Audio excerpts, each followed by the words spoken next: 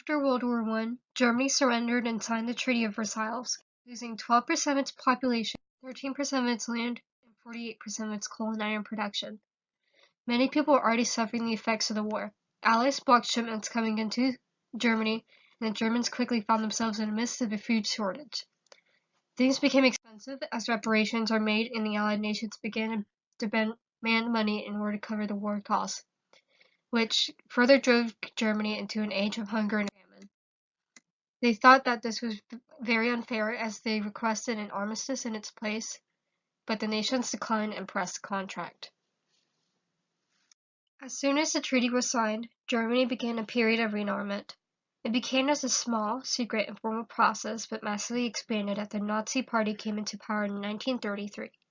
The program quickly increased the size of the German officer corps, and their primary task would be to grow their army until the outbreak of World War II.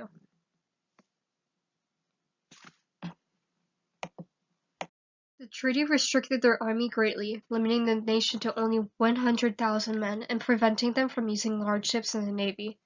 Many of those who lived in Germany referred to the treaty as forced peace, and greatly resented the contract.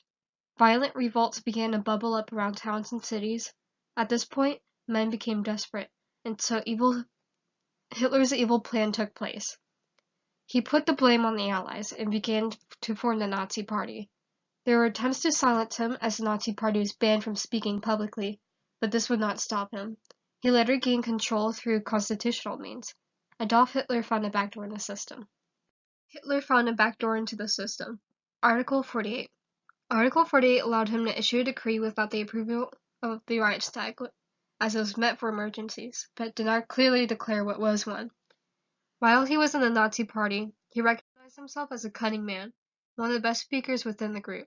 He demanded control of the party and eventually won rule over it. More and more Germans continued to contribute as they became desperate for a new leader. The treaty had put them into a stage of depression, and families found great difficulty earning enough to feed themselves and their families. This worsened when the Chancellor decided to cut unemployment pay and wages. The Nazi Party, which only had 12 seats, suddenly earned a massive support by the Germans and gained over 200 seats in total.